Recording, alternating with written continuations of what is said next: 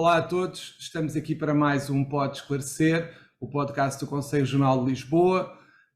Voltamos à temática da saúde mental que tem acompanhado a atividade do Conselho Regional nos últimos tempos, com especial enfoque nas preocupações com a saúde mental dos advogados, que de facto, a partir da pandemia, tornou-se mais evidente que a saúde mental era um problema que todos deveríamos assumir e encarar de frente.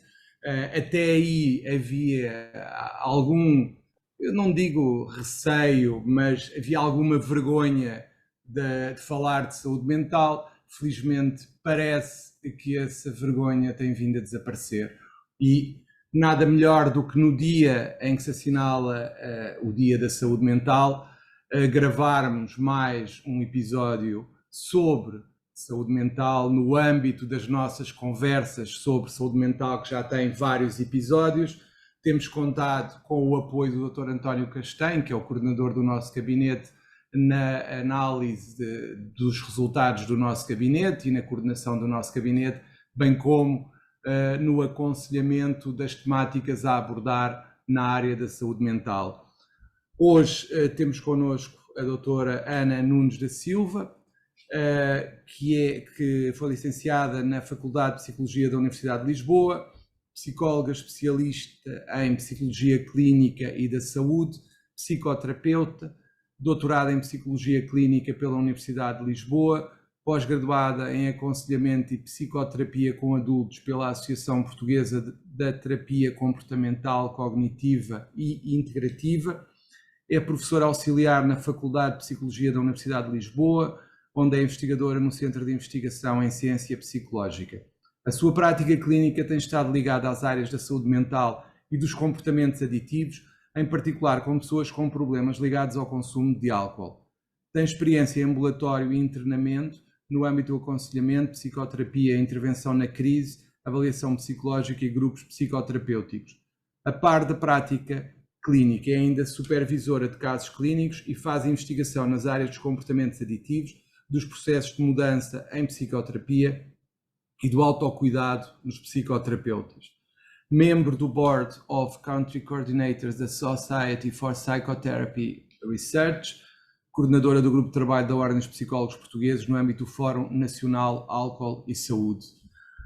É para nós um prazer e uma honra recebê-la aqui, Ana Nunes da Silva. Vamos passar a tratar-nos pelos nomes próprios, uma vez que nos nossos cartões de cidadão, pelo menos no meu, não consta doutor, professor nem nada parecido.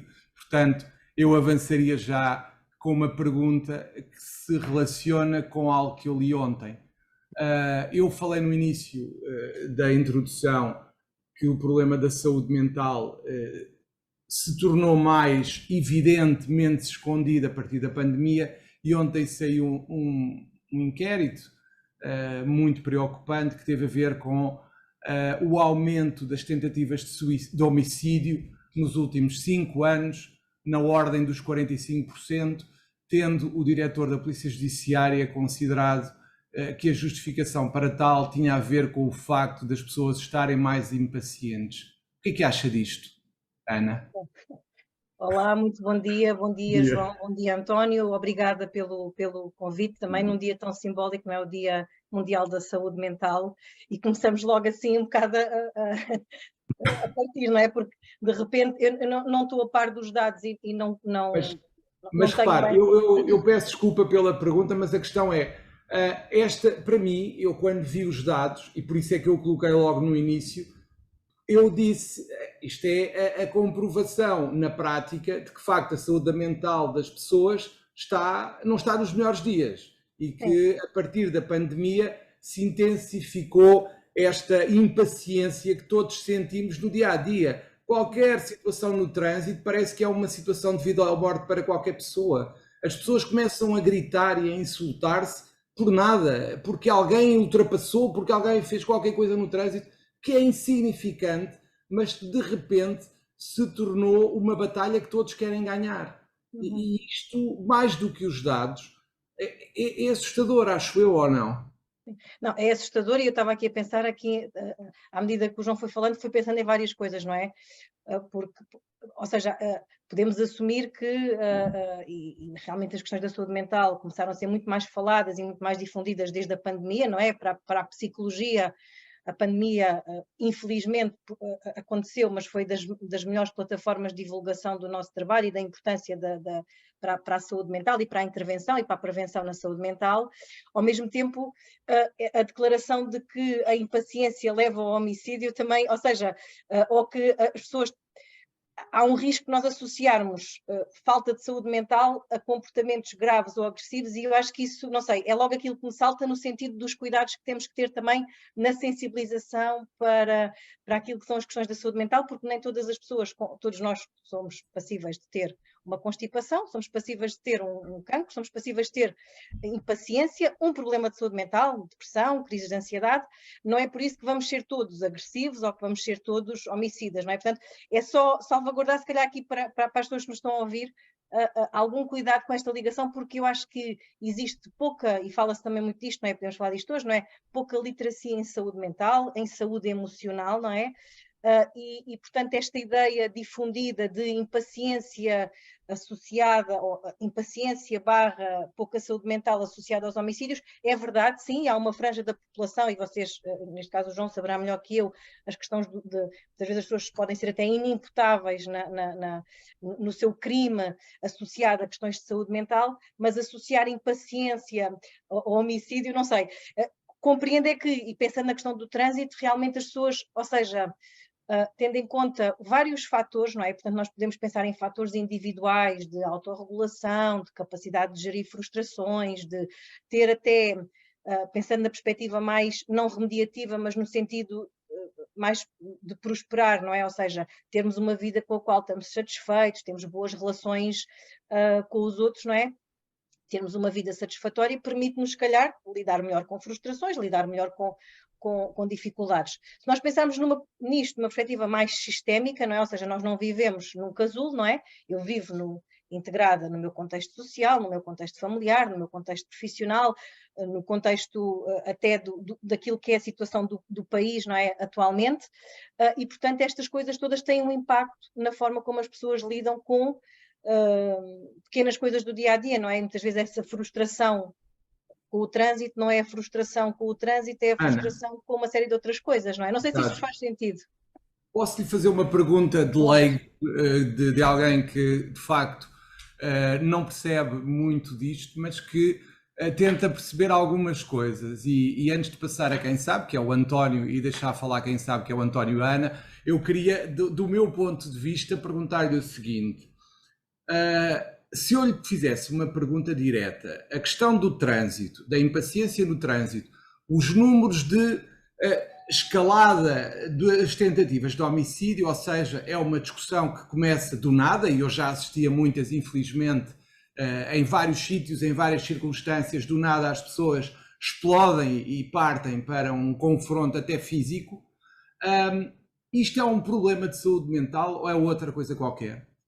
Ou pode ser várias coisas, melhor dizendo. Sim, os psicólogos, não é? Nós somos aqueles que respondem sempre depende, não é?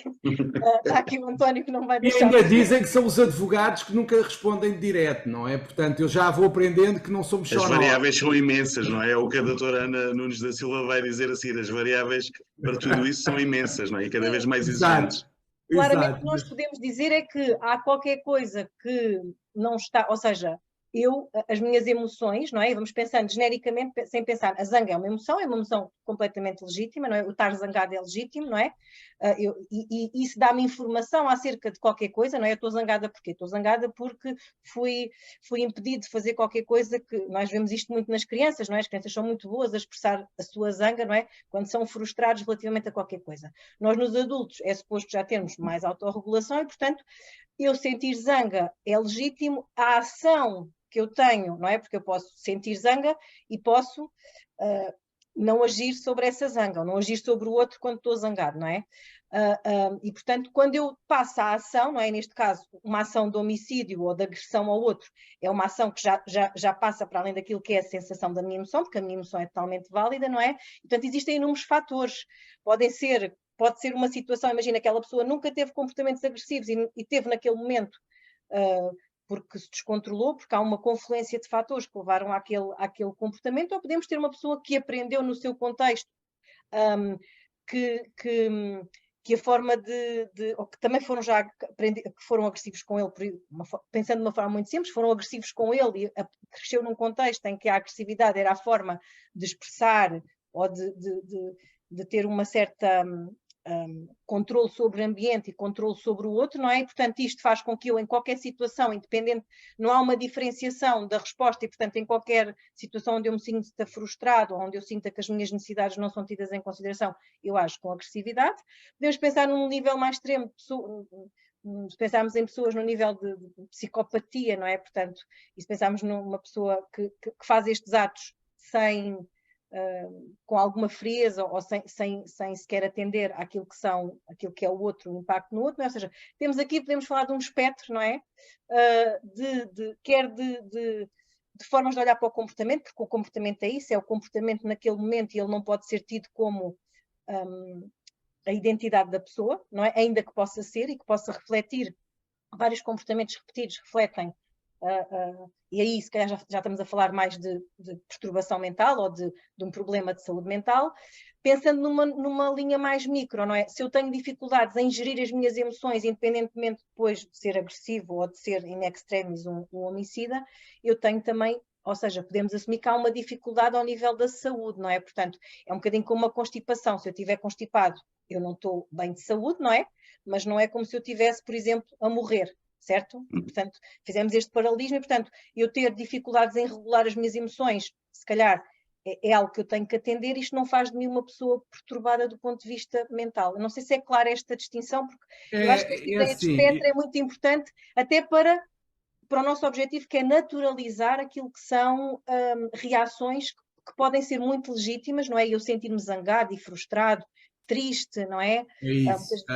Exatamente. Peço desculpa, como eu sei que os meus colegas também têm as mesmas dúvidas que eu, acho eu, ou pelo menos alguns terão, essa é essa a questão, ou seja, aquela lógica do faleceu o teu pai, faleceu a tua mãe, tiveste uma perda que te marcou muito, a tua namorada deixou-te, o teu namorado saiu de casa, qualquer coisa assim.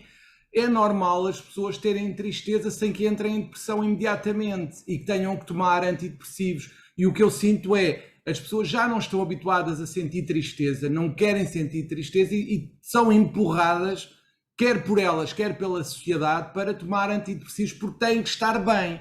A questão que eu coloco aos dois aqui, naturalmente, é qual é a linha que nós devemos ter, porque eu sinto que há um empurrar das pessoas para... Tu tens que estar bem, tu tens que estar alegre, tu não podes estar triste. Se estás triste, estás deprimido, por isso tens que te tratar. Posso intervir agora um pouco, João e Ana? Eu gostaria de trazer aqui à tona uma questão que é o tema do nosso podcast, não é? Que é a questão das como gerir emoções e interagir com as emoções dos outros. Não é? Nós somos seres eminentemente, diria eu, e começamos por ser, a Ana falou há pouco das questões das crianças e que são peritas a manifestar as emoções e aquilo que nós somos eminentemente emocionais quando nascemos. Não é? Nós recebemos todo esse cuidado e recebemos e vamos à medida que nos vamos desenvolvendo, vamos sendo impostos limites, vamos sendo educados para as emoções ou não educados para lidar com as emoções, não é?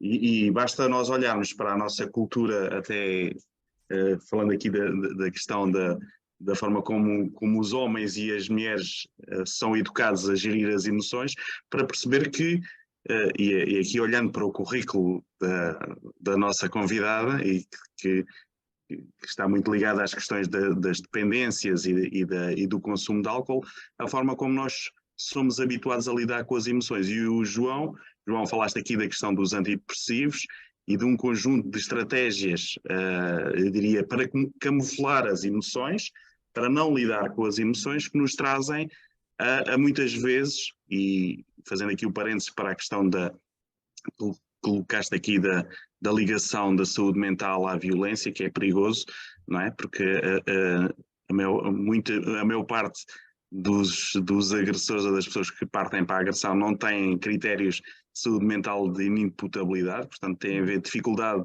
em estabelecer limites e lidar com os limites dos outros, e que têm como base histórias de vida, níveis de stress que vão acumulando.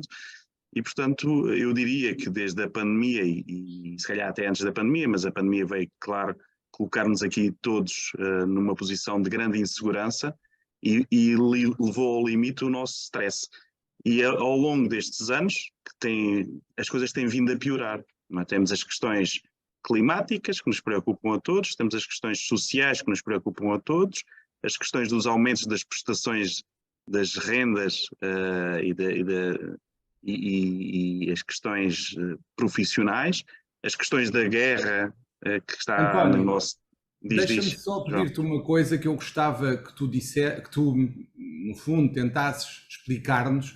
Antes da guerra, das tendências inflacionistas e tudo o que estavas a falar, nós tivemos só o facto de pandemia. O que é que aconteceu às pessoas durante a pandemia que justifica isto tudo, ou que poderá servir como justificante? Olha, João, se calhar aquilo que aconteceu na pandemia foi mexeram com o nosso sentimento, com a nossa emoção mais primária, que é a questão da segurança e do medo. Não é? Todos nós tivemos bastante medo, uns mais, outros menos, não é? Mas todos nós sentimos que a nossa sobrevivência podia estar em causa, pelo menos nos primeiros momentos. Não é? E se somarmos a isso um conjunto de pré-condições, variáveis antecedentes, não é? A doutora Ana Nunes falou sobre isso, as questões prévias, não é? Se nós somos, eu costumo utilizar muito esta metáfora, nós somos um bocadinho mais matrioscas ou que mais cebolas, não é? Nós temos experiências prévias que nos vão determinando a forma como lidamos com o stress. E, portanto, a pandemia veio pôr, desde logo, em causa a nossa emoção mais básica, que é do medo e da segurança, não é? O medo da morte, o medo daquilo que nos vai, e a incerteza. Não é? Isto, em termos de ansiedade, não sei se a Ana está a assinar, mas isto foi, nós não estamos habituados a ter medo. E quando nós temos medo, agimos da forma mais primária que pode existir. Lembram-se das questões que virou piada, não é? Com a questão do papel higiênico e da corrida às prateleiras dos supermercados. Isto, desde a pessoa mais equilibrada à pessoa mais fragilizada em termos emocionais, criou uma grande incerteza. E isto foi uma incerteza que não foi de dias, foi uma incerteza de um ano e qualquer coisa, não é? Com vários picos. Ana, eu passo a palavra, mas estamos aqui a falar de emoções, não é? Sim. Não, estava a pensar em várias coisas, não é? Esta questão da incerteza, eu acho claramente, ou seja, as questões do controle, não é? Do controlo porque nós temos sentir medo, mas se eu sentir medo, mas souber que posso fazer qualquer coisa, não é? É uma forma de eu me regular, não é? Eu sinto medo, mas sinto controle, não é? Na pandemia, efetivamente, acho que a questão da incerteza foi uma camada que mexeu muito com esta questão da sobrevivência, até quase, não é? Se nós pensarmos em emoções, não é? E na função de sobrevivência das emoções, não é? Ou seja, nós podemos pensar em várias funções das emoções, mais sociais, mais de tomada de decisão, de autoconhecimento, de leitura do contexto, não é? De expressão com o outro, mas uma clara, desde a existência de ser humano, tem a ver com a sobrevivência, não é? Portanto, e o medo, não é? É o que nos permitiu sobreviver enquanto espécie e mantermos-nos vivos, não é? Portanto, essa é muito natural e muito óbvia. Depois, eventualmente, também a sobrecarga, não é? Ou seja, porque de repente as pessoas, para além da incerteza, muitas pessoas ficaram em casa, mais circunscritas no espaço físico, algumas é mais fácil no meu dia-a-dia ir trabalhar do que estar em casa com o meu marido com quem tenho conflitos ou com os meus filhos 24 horas por dia, não é? Eu estou a pensar até da perspectiva dos psicólogos, pessoas que trabalhavam na área dos cuidados, não é? E os profissionais de saúde em particular, também tiveram sobrecarregados, porque não foi só estarem a experienciar isto tudo, como toda a gente experienciou, mas também o de serem muito mais solicitados para tomar conta dos outros, não é? Portanto, também esta sobrecarga, e portanto há aqui realmente vários fatores, pessoas que eventualmente do ponto de vista profissional, estou a pensar na área da cultura, não é? Ou tudo aquilo que eram trabalhadores independentes, não é? Que viram, imagino também muitos advogados, não é? Que viram os seus rendimentos em causa, não é? Portanto, mais uma vez a sobrevivência de outra forma, não é? E a subsistência, não é? E pensando um bocadinho e saltando se calhar aqui da questão da pandemia para aquilo que o João tinha dito há pouco, não é? a própria adaptabilidade, porque acho que este medo e a experiência deste medo pode ser adaptativa e, portanto, acho que também foi aquilo que nos permitiu a muitos de nós termos alguns cuidados, não é? Ou seja, este medo fez com que se calhar lavássemos mais as mãos, tivéssemos mais cuidado com, ou seja, tivéssemos mais atentos a algumas diretrizes que nos foram dadas para conseguirmos passar ou ter alguma ilusão de controle nesta situação. E pensando naquilo que o João tinha dito também, relativamente à tristeza adaptativa, não é? Ou seja, nós muitas vezes dizemos em psicoterapia que só se deprime quem não se entristece, ou seja, só quem não vive de uma forma adaptativa às suas emoções, não é? O seu medo, portanto, só quem não aceita o medo, in extremis, tem ataques de pânico, não é? Ou quem não aceita essa vulnerabilidade, não é? Quem não vive a sua tristeza de uma forma adaptativa é mais provável que se venha a deprimir. Claro que podem existir outros fatores, podem existir outras dimensões mais biológicas que determinam algumas destes aspectos, mas efetivamente a vivência, a aceitação sei lá, se o meu namorado acabar comigo, não é? Vamos imaginar, se um familiar meu morrer, mesmo que até seja expectável, a minha avó, que é velhota, que está doente, não é? É natural que eu numa fase inicial me sinta triste, sinta a perda, não é? Ou seja, sentir dor e tristeza pela perda é altamente adaptativo. Agora, o que é que acontece? Nós vivemos numa sociedade também, não esquecendo nunca o contexto, nós somos seres individuais de funcionamento individual, incluídos num contexto, não é? É tudo muito rápido, não é? Ou seja, eu não estar bem e dizer que não estou bem e hoje não posso ir à reunião, ou não posso ir a tribunal, ou até se calhar dizer um colega, estou a pensar nos advogados, não é? Que se calhar me perturba aquele caso por aquilo que a pessoa fez, não é? Se calhar não é muito aceitável, não há muita plataforma para nós discutirmos isso, para nós falarmos sobre as nossas vulnerabilidades, não é? E, portanto, tem que ser tudo muito rápido e não há tempo para nós processarmos as coisas básicas do dia-a-dia, não é? Ou seja, estamos muito eu diria que quase em piloto automático e falarmos sobre estas coisas agora cada vez mais, e a pandemia realmente trouxe esse lado, mas ainda assim não sei se continua a ser tudo muito rápido, não é? E o ser humano, não é? O próprio funcionamento cerebral, e o António Damasio fala muito bem sobre isso, não é a minha área, as neurociências, mas o nosso cérebro funciona ao mesmo ritmo, não é? O ritmo cá fora é muito mais rápido, mas o nosso cérebro precisa de tempo para processar as coisas, e nós enquanto seres humanos também.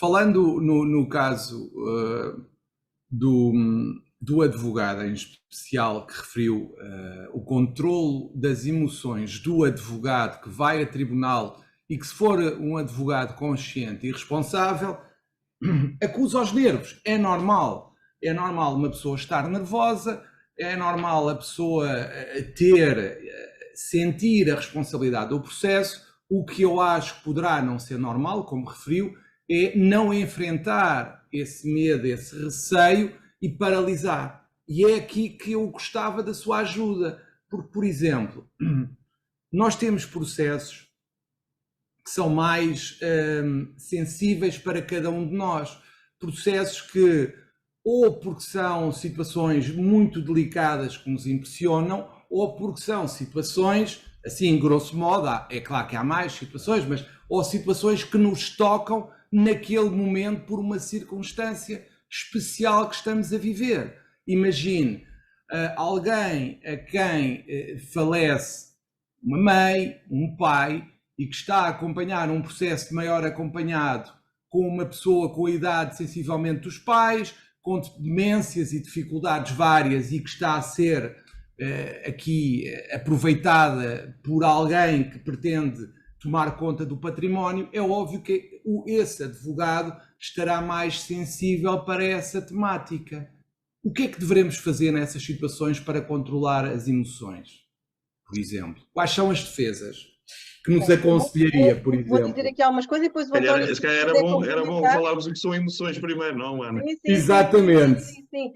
Depois o António pode complementar, não é? Ou seja, como eu estava a dizer, não é? As emoções são reações, não é? Nós podemos pensar na parte fisiológica e na parte daquilo que é a nomeação da emoção, não é? Ou seja, as emoções geralmente são reações, não é? Que nós temos fisiológicas a situações, não é? Podem haver estímulos que são internos ou externos, não é? Ou seja, eu posso ver um filme, não é? Um indicador externo. Eu posso ver um filme onde está a acontecer uma situação muito divertida e eu rio-me, aquilo dá-me, não é? Nós não temos falar só de emoções desagradáveis, não é? Eu não gosto muito da expressão adaptativa e não gosto muito da expressão negativa e positiva, mas desagradável, não é? Podemos falar também de emoções agradáveis, não é? E, portanto, posso ver um filme que me está a dar de humor e rir, não é? E, portanto, e sentir-me alegre, sentir-me satisfeito, não é? O estímulo externo. Ou posso lembrar-me de qualquer coisa, não é? Um familiar morreu e eu lembro-me, tenho uma memória dele, ou imagino, tal caso, sou um jovem advogado, tenho pouca experiência, estou ainda a treinar, vou pela primeira vez a tribunal e antecipo, não é? Na minha cabeça começo a imaginar como é que é entrar no tribunal, ir a tribunal, o que é que o juiz me pode perguntar, não é? Posso antecipar, ficar com alguma ansiedade, não é? Porque antecipo, não é? Ou seja, tenho uma emoção associada a um estímulo que é interno. É a minha ideia ou o meu receio de que não possa ter um bom desempenho, não é?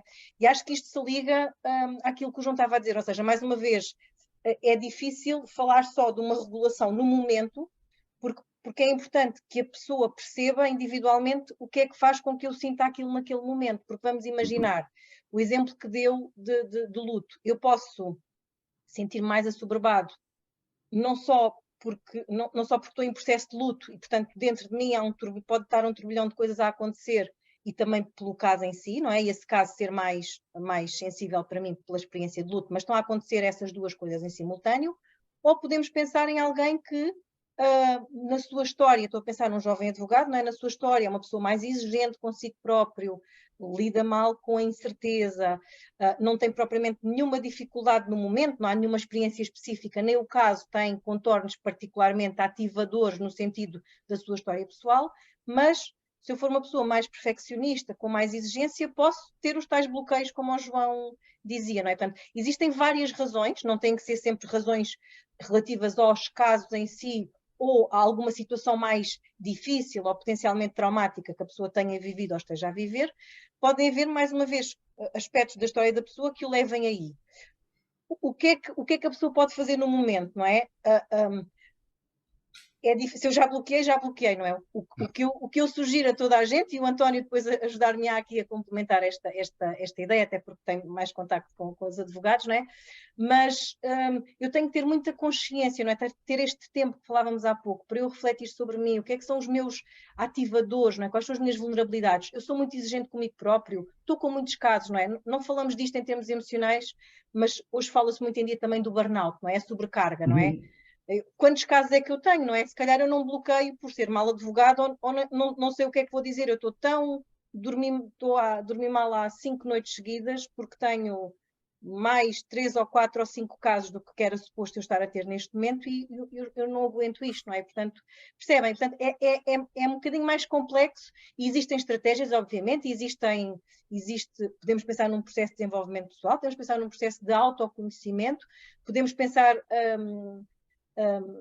em dimensões mais pragmáticas, não é? Ou seja, do autocuidado do profissional no sentido de ter um horário regulado, exercício físico, alimentação, que me permite ter uma vida mais equilibrada e, portanto, lidar com a adversidade ou seja, não tenho só coisas desafiantes na minha vida, tenho também coisas boas na minha vida e podemos in extremis falar em pessoas que precisam de fazer processos psicoterapêuticos mais aprofundados, nomeadamente porque cresci num contexto muito exigente, os meus pais são os dois, vamos imaginar, juízes, e portanto o meu desempenho enquanto advogado, ou o meu perfeccionismo enquanto pessoa, enquanto ser humano, está muito, isto de uma forma muito linear e muito simplista, está muito ligado à forma como eu cresci, à exigência à minha volta, e portanto se calhar preciso de desmontar isto num processo psicoterapêutico de forma a que a própria o lidar comigo, com as minhas vulnerabilidades, vamos lhe chamar limitações enquanto ser humano e limitações no meu desempenho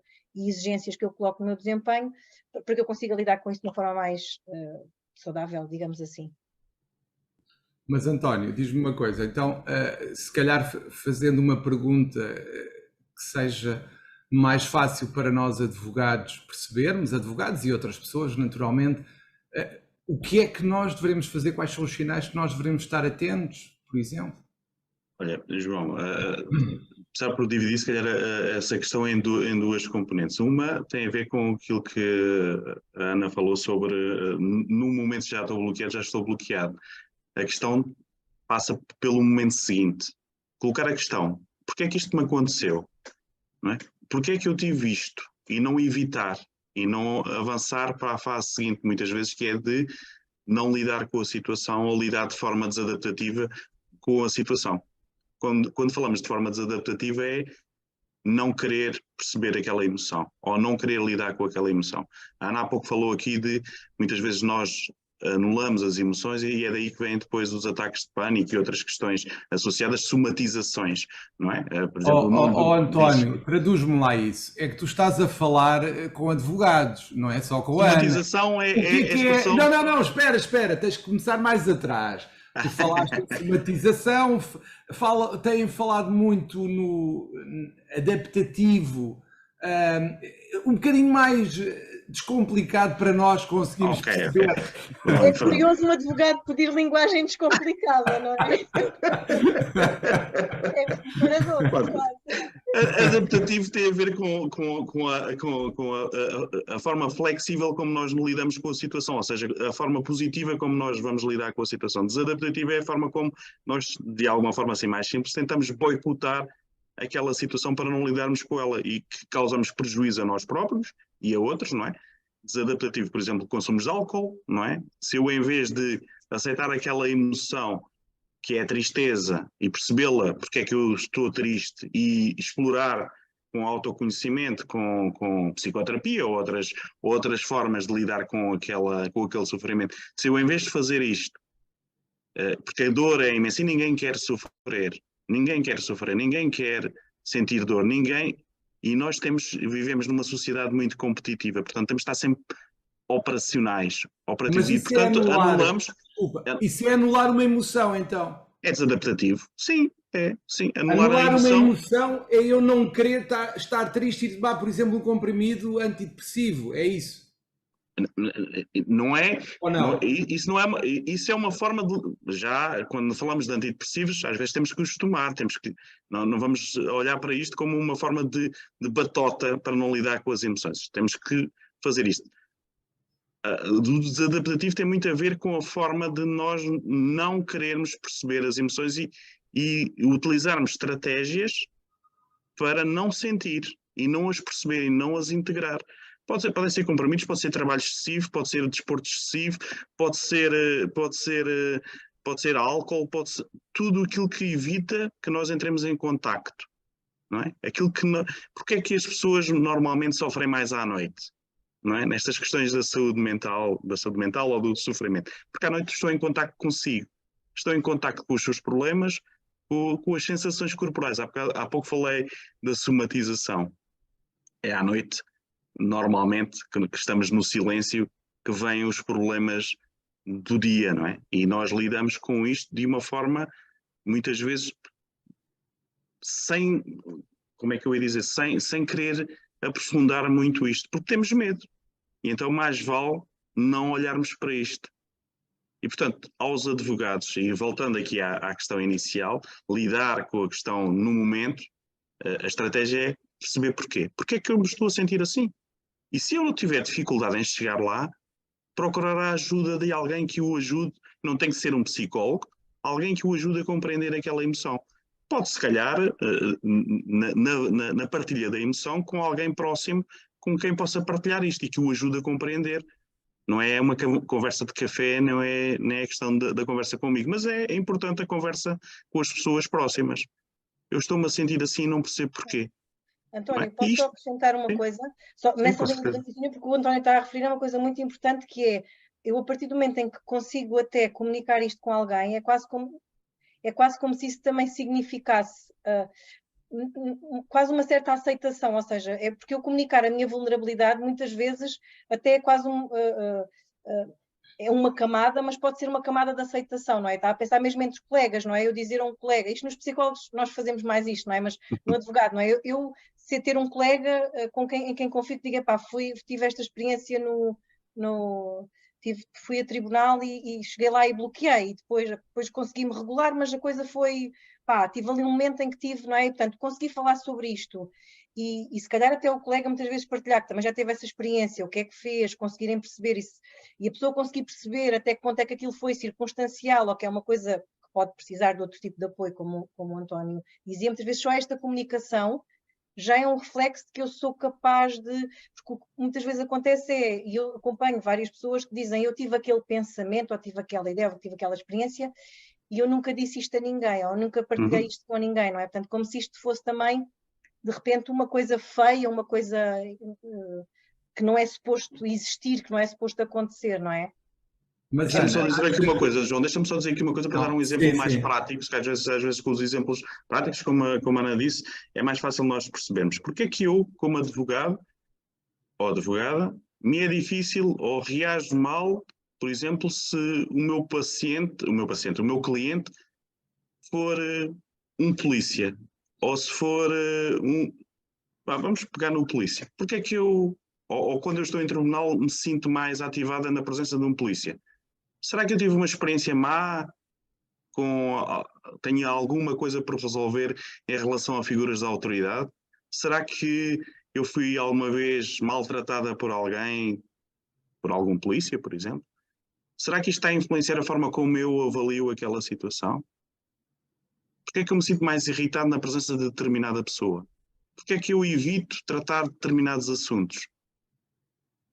Nós temos em psicologia, falamos muito sobre isso.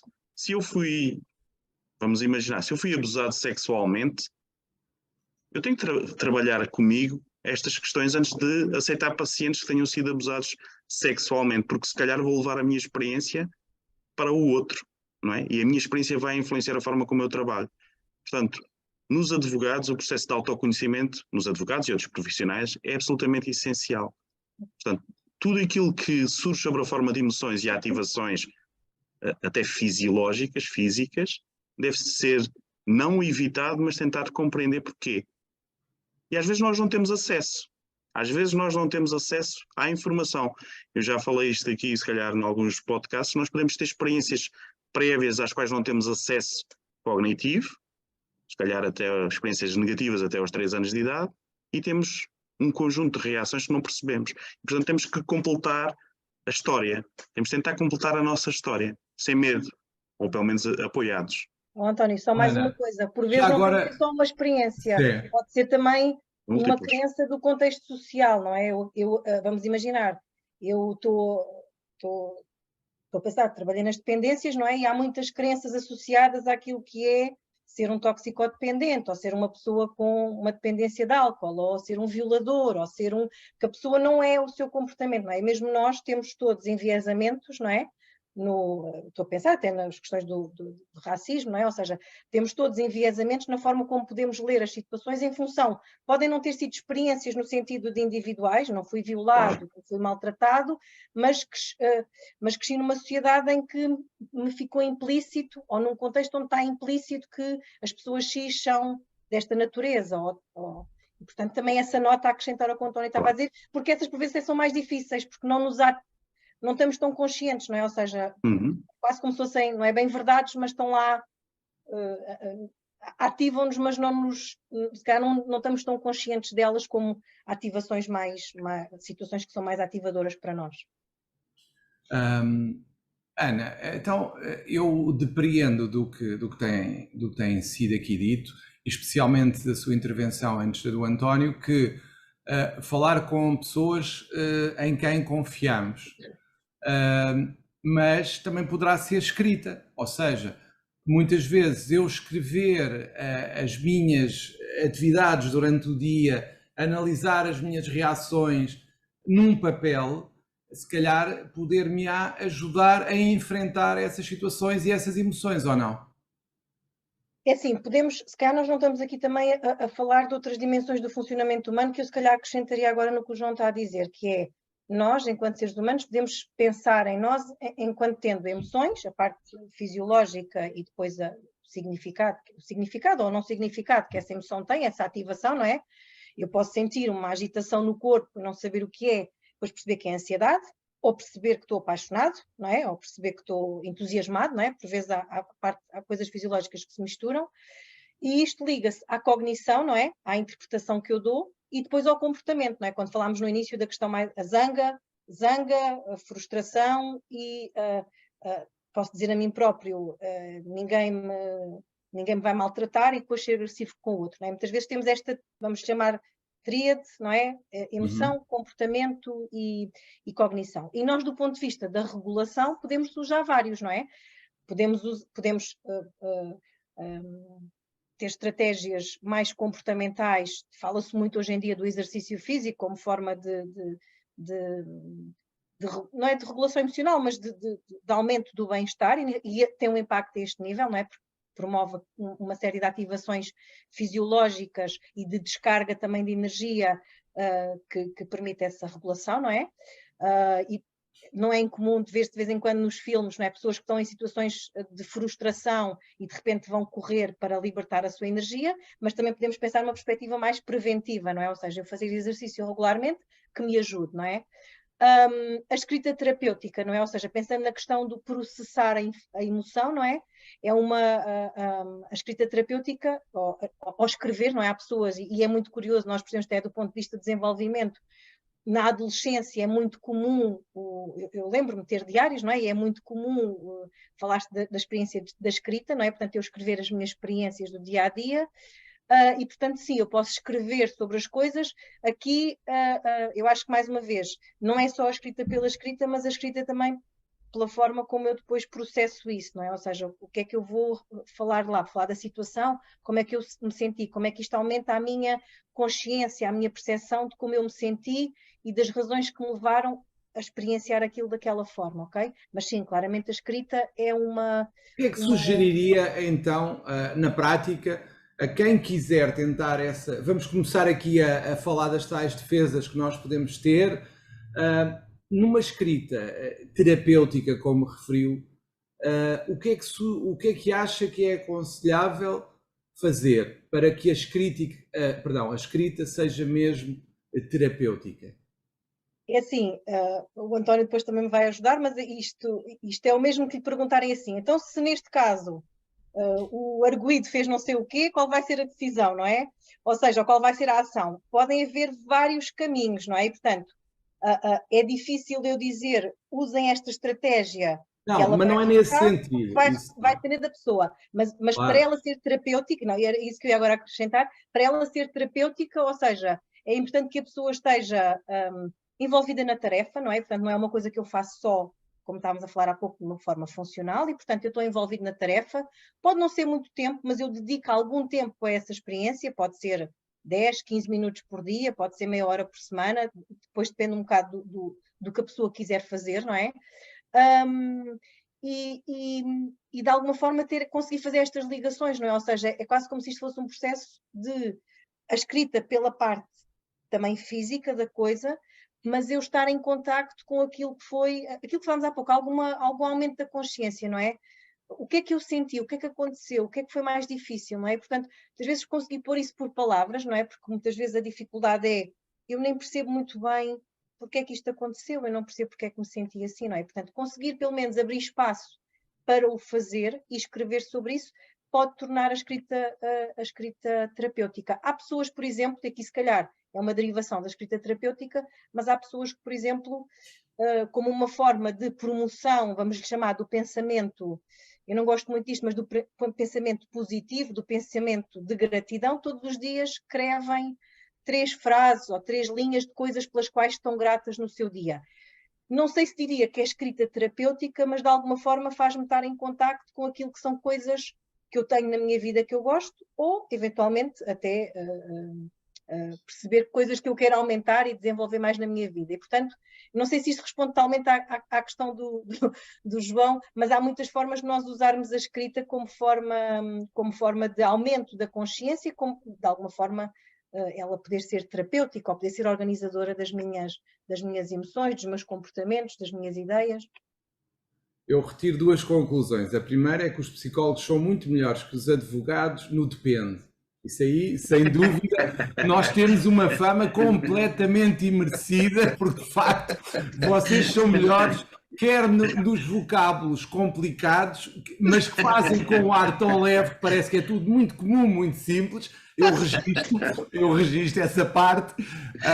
E a segunda é que, de facto, cada caso é um caso e cada um de nós tem que saber e tentar descobrir qual é a forma que melhor se adapta à sua personalidade. Agora, em termos de estratégias comuns, e aqui eu diria, em jeito de ajuda coletiva, o que é mais comum resultar como terapia para aliviar o stress e como é que eu sei, por exemplo, o António, se não me engano, falou na utilização do exercício para tapar e anular emoções, quando é que eu sei que passo a linha? Ou seja, quando é que isto deixa de ser terapêutico e passa a entrar num processo de anulação de emoções e da tal somatização?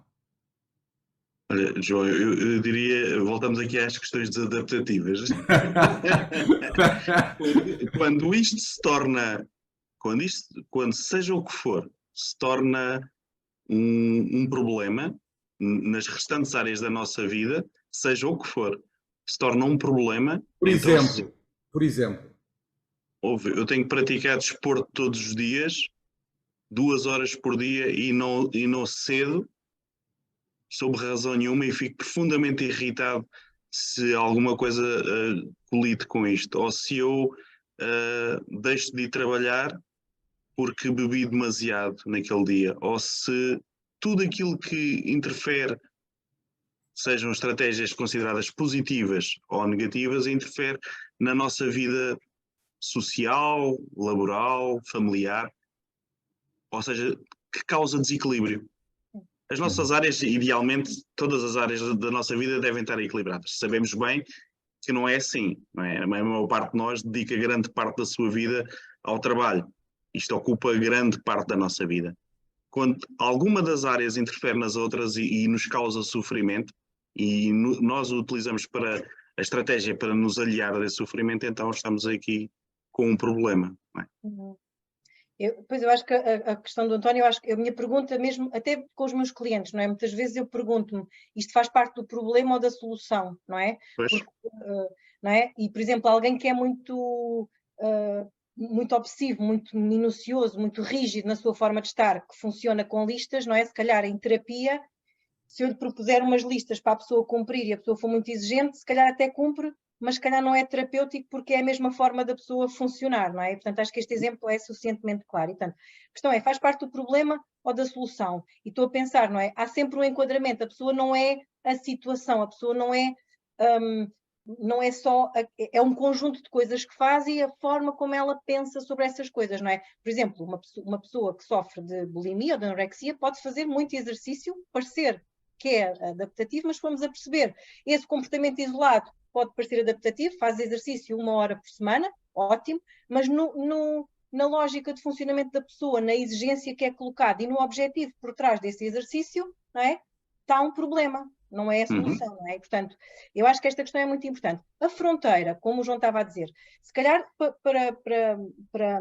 para pensarmos em termos genéricos, há muitas coisas que nós podemos fazer, e pegando no que o António estava a dizer, em termos de equilíbrio, não é? Todos nós precisamos de coisas diferentes, mas nós sabemos que enquanto seres humanos, fazer exercício físico regular, se calhar para umas pessoas é caminhada, se calhar para outras pessoas é passadeira em casa, para outras pessoas é ir ao ginásio, porque até gostam da componente mais social, para outros é ir andar de bicicleta num jardim, ou seja, nós sabemos que exercício físico é importante e que ajuda nesta regulação emocional, e na prevenção da desregulação emocional, não é? Na promoção da saúde mental, e podemos fazer diferentes exercícios, não é? A questão da flexibilidade, não é? E, portanto, eu não ter que fazer todos os dias, mas poder fazer o suficiente para que isto funcione, não é? Como uma estratégia de regulação, é importante e também mostra o tal equilíbrio entre, eu diria, vida pessoal e vida profissional, que hoje em dia é um desafio. A questão da alimentação, a questão da meditação, não é? Para algumas pessoas funciona muito bem a meditação, não é? Portanto, tem muitas empresas e em muitos contextos profissionais agora tem-se tentado promover estilos de vida saudáveis e pausas saudáveis em que as pessoas podem fazer 5 minutos de meditação, 10 minutos usando algumas estratégias de mindfulness, não é? Portanto, aqui de uma forma muito sintética, estar no aqui e agora presente, e eu não preciso ter um expert em mindfulness para, e pensando na questão da rapidez, não é? Posso pedir-lhe, na lógica do descomplicar e do explicar a alguém, totó como eu, exatamente o que é o mindfulness? Porque eu ouço as pessoas falarem tanto disso e tenho a certeza que a maior parte delas não sabe do que está a falar. Era isso que eu ia dizer, ou seja, o António depois também pode complementar, não é? Mindfulness em si pode ser uma estratégia bastante complexa de atenção plena, mas pensando numa forma, a mindfulness, a tradução é atenção plena, não é? E, portanto, atenção plena implica eu estar a fazer qualquer coisa totalmente dedicado àquela situação. E, portanto, eu posso, imaginem, comer um chocolate em mindfulness. Portanto, eu estou naquele momento a saborear o chocolate tranquilamente, não é? A sentir os sabores todos na minha boca, a saborear a experiência e, portanto, totalmente em contacto com aquilo que é essa experiência, não é? Eu posso estar, por exemplo, 5 minutos, misturando aqui também alguma respiração, posso estar, imaginem, estou amanhã no escritório, não é? E de repente estou a fazer um trabalho no computador e de repente paro todos os dias à meia da manhã, não preciso estar nervoso, não preciso estar ansioso, mas faço aquela pausa para me desligar, desconectar do trabalho que estou a fazer e posso estar ali 5 minutos focado na minha respiração, só atento ao tipo de pensamentos ou de ideias que vêm, e até podem vir ideias associadas ao trabalho, às coisas que eu tenho que fazer, mas eu estou só ali naquele momento tentando quase a ver o que é que se passa ali à minha volta, neste caso na minha cabeça. Isto pensando em formas muito, muito simples e muito básicas de mindfulness, que não é mais do que atenção plena. Claro que nós pensamos no mindfulness como uma forma terapêutica, ela já tem contornos mais exigentes, de prática diária, e com alguns contornos mais específicos. Não sei se o António quer complementar, mas é tão simples como isto, é atenção plena, é eu estar ali naquele momento 100% focado naquela experiência. Só queria acrescentar em relação ao que a Ana disse, que e tal como já foi dito aqui, isto não é uma ferramenta que dê para toda a gente. Não é? Esta ou a meditação não é uma ferramenta ou o yoga. Há pessoas que não conseguem estar com elas, não conseguem sentir. Estar com elas, e estamos aqui a falar de trauma, claramente, estar com elas é tudo aquilo que elas não querem. E, portanto, sentir coisas no corpo para elas é terrível. Okay? Portanto, nós temos de ter o tal processo de autoconhecimento, é essencial antes de escolhermos a prática, aquilo que nós vamos fazer e que vai resultar connosco. Será que se eu não consigo estar na meditação, se eu não consigo fazer yoga, se eu não consigo fazer mindfulness porque me sinto mais agitado ainda, isto me traz mais sofrimento, então porquê é que isto me traz mais sofrimento? Mas por outro lado, o mindfulness ou meditação ou yoga funciona comigo, me acalma, eu consigo estar comigo, então é uma prática que é boa para mim. Se eu me sinto bem depois daquela prática ou durante aquela prática, é bom para mim. Se eu me sinto mal, se isto me causa mais sofrimento do que benefício, então não é para mim. Isto é como o desporto. Pessoas muito ansiosas, por exemplo, pessoas que têm muita ansiedade, às vezes notam, e isto em psicoterapia a Ana vai com certeza confirmar, pessoas que não podem fazer desporto à noite senão ficam mais ativadas e mais ansiosas. Mas se fizerem pela manhã resulta porque se sentem mais descontraídas, ajuda a lidar com o dia, mas se fizerem à noite ficam muito ansiosas e não o conseguem. Então, estamos a falar do quê? Autoconhecimento. Ir à procura das respostas, perceber porquê. Voltamos aos advogados. Porque é que aquele tribunal, vamos falar sobre isto, porque é que aquele tribunal, eu detesto ir àquele tribunal. Porque é que eu, quando vou àquele tribunal, àquela sala de audiências, me causa mais angústia e me sinto mais inseguro? O que é que aconteceu lá naquele tribunal? Houve algum julgamento que me correu mal? Houve alguma coisa que eu fui confrontado e que cada vez agora que vou àquele tribunal me sinto mal? Então, se calhar, é a altura de resolver isto em contexto de autoconhecimento, ou com apoio ou sem apoio, por exemplo, em contexto terapêutico até, não é? Desconstruir aquela situação concreta e utilizar a estratégia para lidar com isto. Ana, então, Este autoconhecimento pode ter várias formas, não é? Pode ser a tal psicoterapia que falámos aqui, pode ser a meditação, pode ser o yoga, pode ser o desporto, pode ser a leitura, pode ser tudo o que me dê prazer e me permita libertar alguns dos meus receios e tudo o que me preocupa e que seja um escape.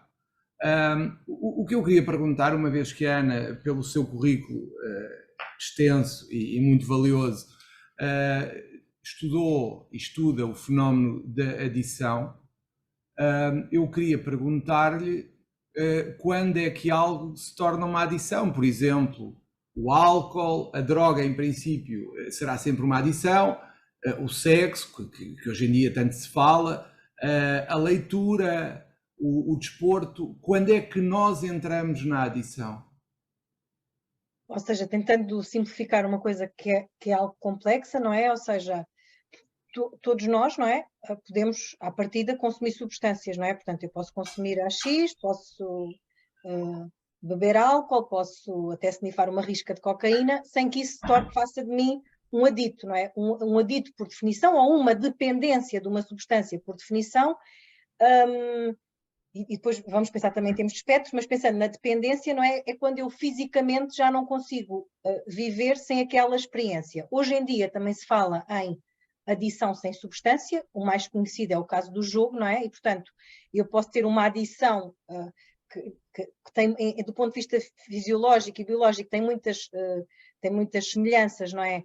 Aquilo que é uma adição física, mas eu não consigo viver sem aquela experiência. Portanto, há pouco o António deu o exemplo do não adaptativo, não é? A minha vida é toda feita em função da substância, eu já não consigo manter um trabalho, já não consigo manter a minha relação com os outros. Nas substâncias, isto é mais... é fisicamente... é mais fácil, entre aspas, fisicamente, como tem a componente física, há sintomas de abstinência, portanto isso é muito claro, não é?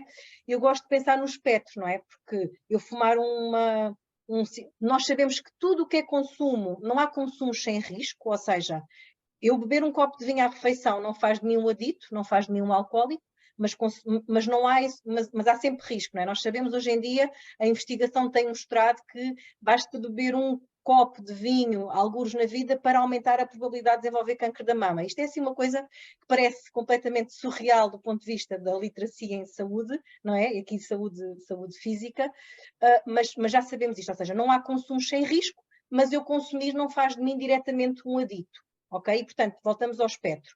E eu não preciso de ser um dependente para que os consumos me causem problemas. Se eu for, fala-se muito hoje em dia do binge, não é? E pensando na questão dos consumos para mascarar algum sofrimento ou como forma até de integração num contexto, não é? Num meio, não é? Os jovens... temos tido muito esse problema atualmente, não é? Que é a questão dos jovens que vão à sexta e ao sábado à noite saem e bebem de uma forma descontrolada, ou seja, eu posso não beber durante a semana, ou até posso estar um mês inteiro sem beber, mas quando saio, à sexta-feira bebo 7, 8, 9 bebidas num curto período de estado de tempo, ficando embriagado. E, portanto, aqui muitas vezes falamos de uma situação de abuso, mas não sendo uma dependência não deixa de ser problemática e, portanto, pensando no espectro, as consequências, quer físicas, quer do funcionamento mental, quer até da autodeterminação que a pessoa tem nesses momentos, não é? Porque, por exemplo, no caso de uma intoxicação, eu posso não ser dependente, mas, por exemplo, se eu consumir álcool ao ponto de não estar em pleno nas minhas capacidades, eu posso ser mais facilmente vítima de abuso sexual, ter acidentes de viação, e nós temos as nossas estatísticas também, neste momento não consigo reproduzir, mas muitos dos acidentes de viação que nós temos em Portugal, temos essa indicação. Muitas das pessoas iam com consumo de álcool, e nós sabemos também que não é preciso o condutor ir com álcool. Se as pessoas que vão à sua volta forem com álcool, a probabilidade de acidente também é maior, e portanto, pensando num espectro, a coisa torna-se não adaptativa a partir do momento em que causa algum problema, quer físico, quer de autodeterminação. Não sei se isto é suficientemente claro, João. Eu creio que sim. No fundo, é tudo o que condiciona a minha vontade ou pode influenciar a minha vontade num sentido ou no outro. e que pode levar-me a ter comportamentos que me prejudiquem. No caso dos consumos, não é? No Portanto, caso dos consumos, sim. pronto, e pensando em termos de formas não adaptativas de lidar com as coisas, não é? Sei lá, o comer, não é?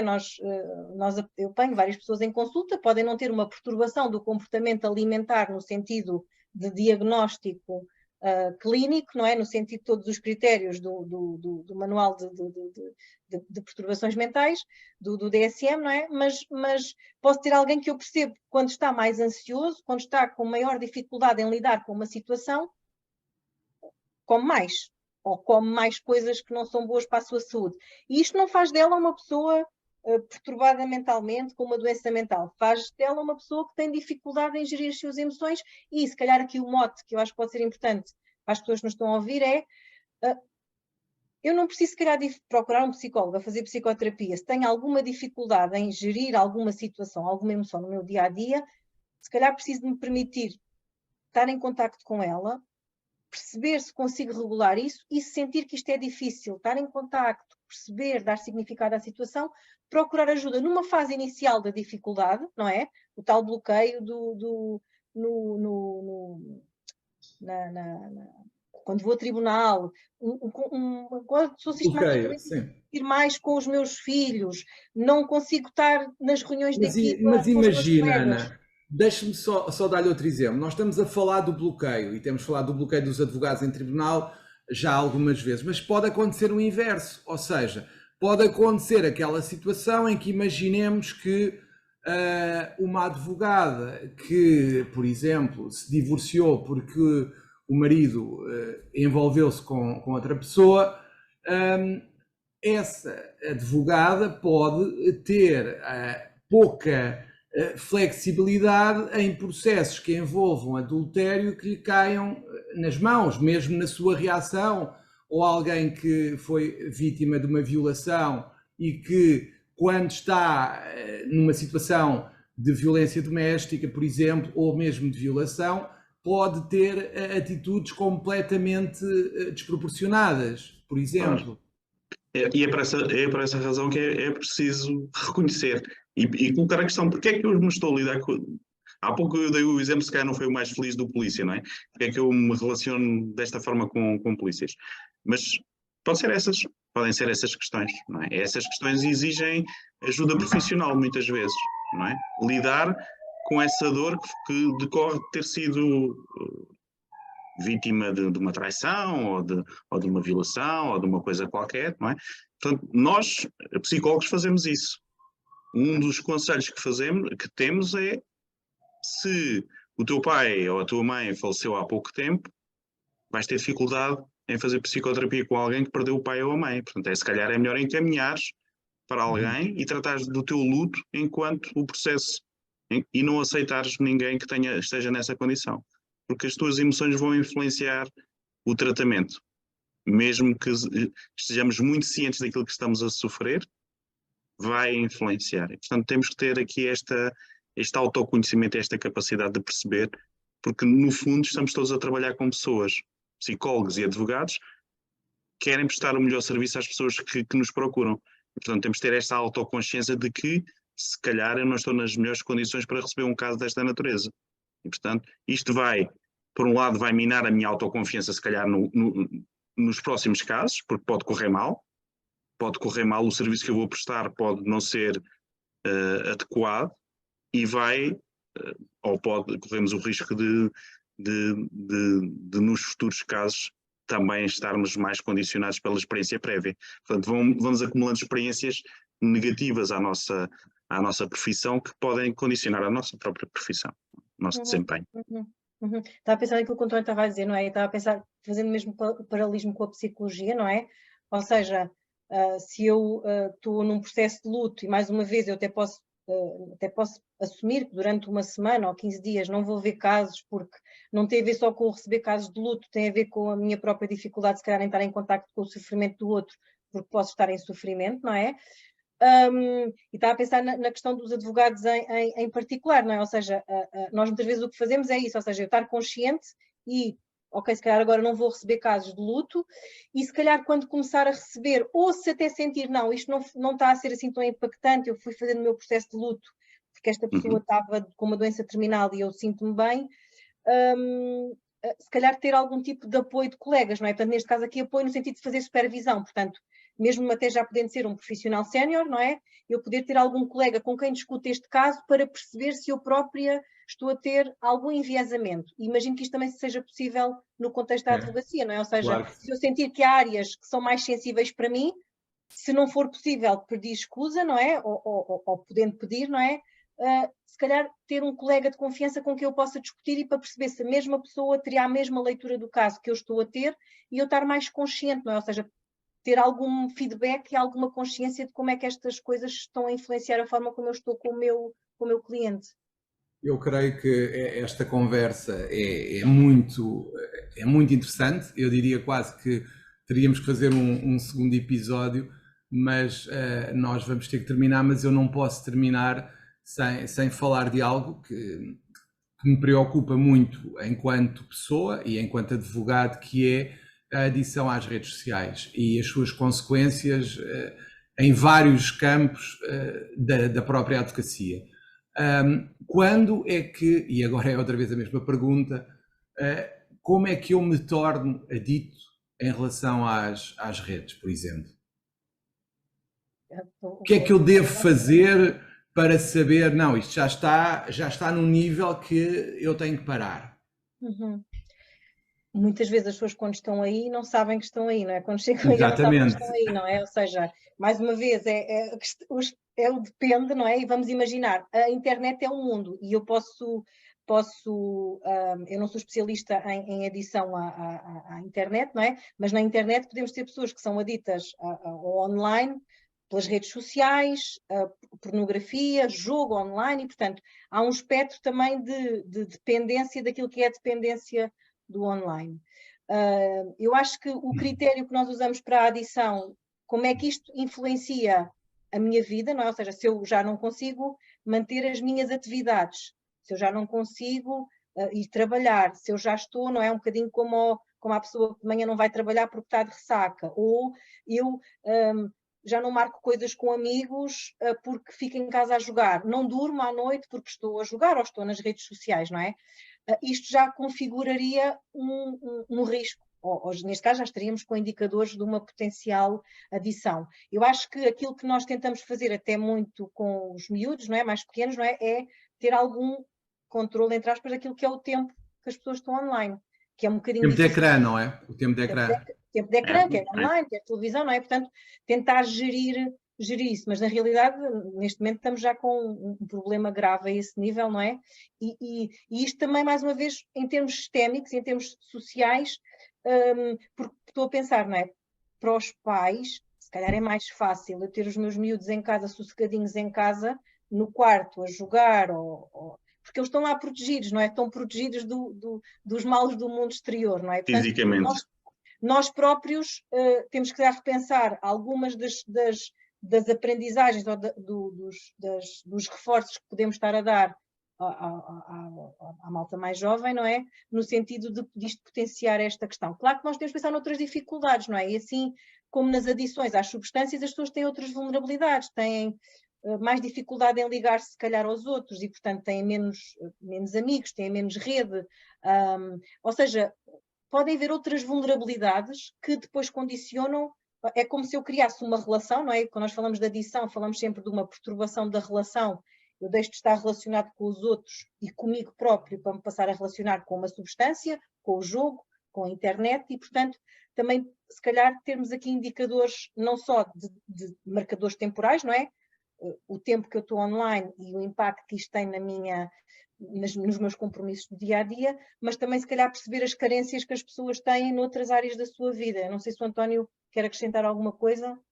Em relação à adição à internet ou às plataformas ou ao digital, eu volto a trazer esta questão da interferência, como já falamos aqui, como a Ana acabou de falar, a interferência no nosso dia-a-dia, não é? Quando nós não conseguimos, e o tempo de ecrã que o João falou e que falaram aqui, como é tão difícil controlar, eu acho que não há família nenhuma que não tenha dificuldade neste momento em lidar com isto, seja com os filhos, seja com a própria gestão pessoal de cada um de nós, não é? Quando isto é trazido para a mesa, quando nós nos desligamos da família porque estamos agarrados aos ecrãs, quando nós vamos almoçar ou jantar com amigos e não estamos com os amigos, estamos sim a trocar, a olhar para o ecrã isolados. Às vezes já existe aquela forma de mostrar os vídeos uns aos outros para nos rirmos todos. Isso até é uma forma, se calhar, engraçada de interagir com as redes, não é? Estamos todos em conjunto a ver a mesma coisa e a partilhar aqui um momento de descontração e rir sobre qualquer coisa. Mas se isto interfere na nossa vida, na nossa relação, se existem queixas, e às vezes existem, não é? Passas a vida, em vez de estás a almoçar connosco ou estás a jantar connosco, estás agarrado ao telemóvel ou estás a jogar. Estamos a todos à mesa e tu estás agarrado ao telemóvel. O que é que isto está a querer dizer? Está a querer dizer que há aqui um problema. As pessoas ao nosso redor estão a notar que há aqui um sofrimento. Nós estamos a cortar canais de comunicação e estamos a aliar-nos. E às vezes não é necessariamente porque estejamos em sofrimento. Pode não ser, pode ser porque... E esta componente das redes sociais traz-nos isso.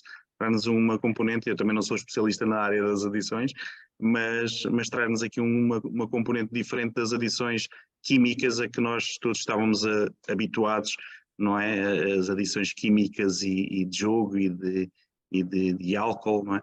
Que traziam aqui uma componente de degradação até em termos económicos e físicos das pessoas que são aditas. Neste momento não existe isso, ou pelo menos logo num primeiro momento não existe isto, mas depois com o não olhar para este problema podemos criar aqui uma condição de saúde mental, não é? Vamos supor no extremo, em que isto se torna um conflito permanente e que a pessoa que está ao nosso lado ou as pessoas que estão ao nosso lado cansam-se e existe um divórcio mais à frente. Isto pode causar uma depressão, não é? Estamos aqui a falar numa bola de neve que pode acontecer em resultado de tudo isto, mas pronto. Como digo, começamos se calhar ou terminamos como começamos, depende. Depende, exato. E nós é que temos essa fama, mas pronto, eu registro. Foi uma conversa muito interessante, como são sempre as conversas sobre psicologia e tentando relacionar aqui com a advocacia e com o comportamento social em geral. Ana, muito obrigado por ter estado aqui. O António, naturalmente, também lhe agradeço. Penso que ficámos aqui com pistas, neste dia da saúde mental, pistas muito importantes, algumas estratégias que já foi aqui subejamente dito, depende de cada um de nós.